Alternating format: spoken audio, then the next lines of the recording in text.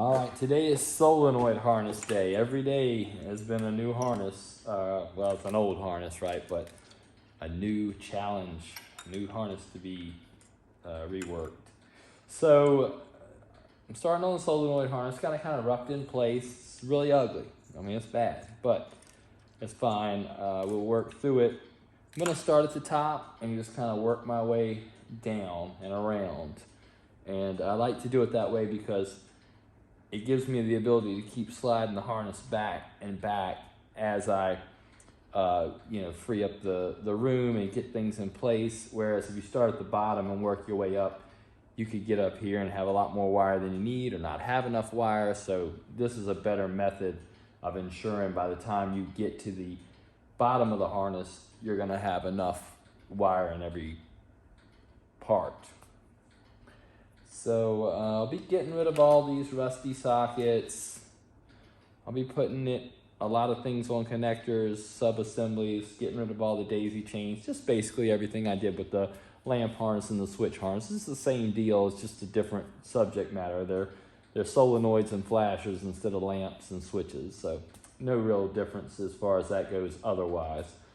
So I won't capture too much of this. If I pick up anything along the way that I'm doing that I think is a point of interest or worth talking about, I'll do that. But if nothing else, we'll just kind of say that we're going to do that today, and we'll see how far we get. Hopefully, we can get this done today. It might run into tomorrow, but we'll see. Okay, I'm working on the solenoid harness now. I've made some connectors for things like the flippers, this flasher that I'm about to do, the slingshot. And what you might notice about the slingshot is it's got, or the wiring for that, it's got this little loop I've added to it. And the reason I do that is because a lot of times when you're doing the solenoid harness, you're faced with this. You have the 18 gauge wire and the 20 gauge wire. And this 20 gauge wire doesn't go very well into the 0.93 connector.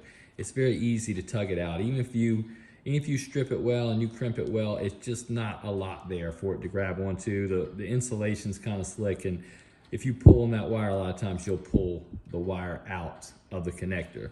So by adding a little stitch of the correct wire to that, so if I do this, I make a little loop, and then I crimp it on there, and I'll do it in a second, it gives me a lot thicker wire. There's a lot more anchoring points for that pin, so when it gets pulled, it won't pull out. So I'll do this one real quick, just as an example.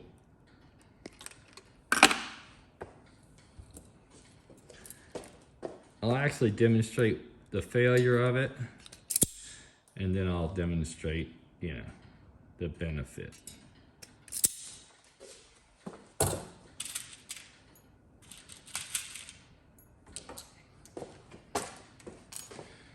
All right, we'll do this because we know this one will be fine.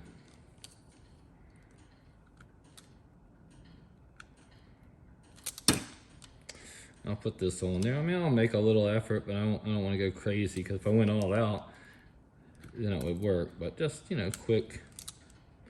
Okay, I'll put it in the connector.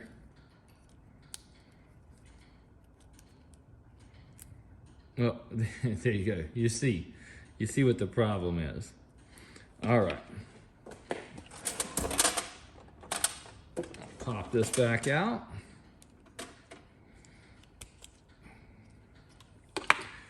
Now, I'll add this in there.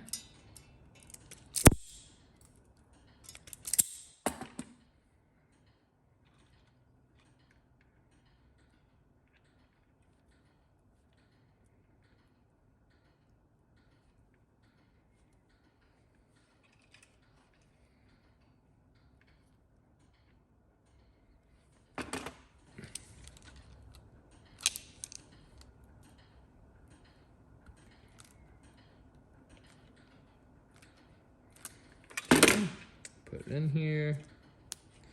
Now, much tighter, no problems, no problems. So it doesn't look like much, it's an extra step, but it makes a big difference, especially for the reliability of the game. You're gonna put this all down, you're gonna start zip tying it, and wires are gonna start pulling out of there. Somebody's gonna get their game, be like, oh, the slingshot doesn't work. It's like, check the connector. Oh, the wire's out. Okay, well, they're probably not gonna have what they need to fix that, even though it's not that big a deal.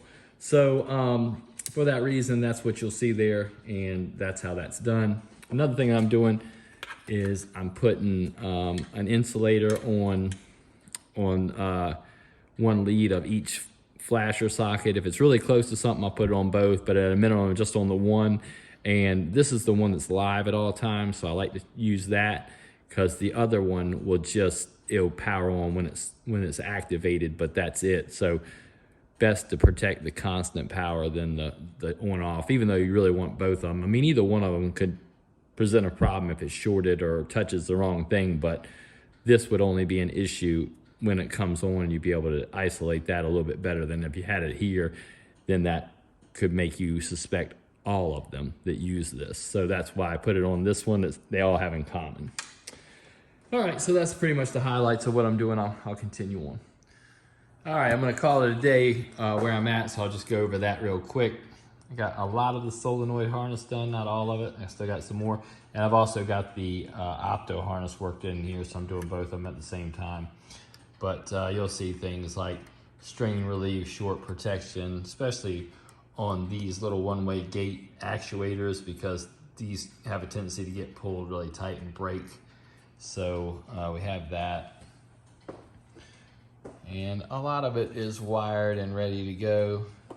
I still got, well, I'll just kind of show it, right? So I have it from about, I would say like from about right here. And if we work our way around, you'll see all the new sockets and the connectors, and it's nice and neat. And that goes on to about right over into about right here. And then it's just, you know, I'm still working on it. And I think I get to about right here, right about the center, right where the drop target bank is, and then it starts to fall apart. I haven't finished it. So that's where I'm at for today. That's a good stopping point. We'll pick it up tomorrow.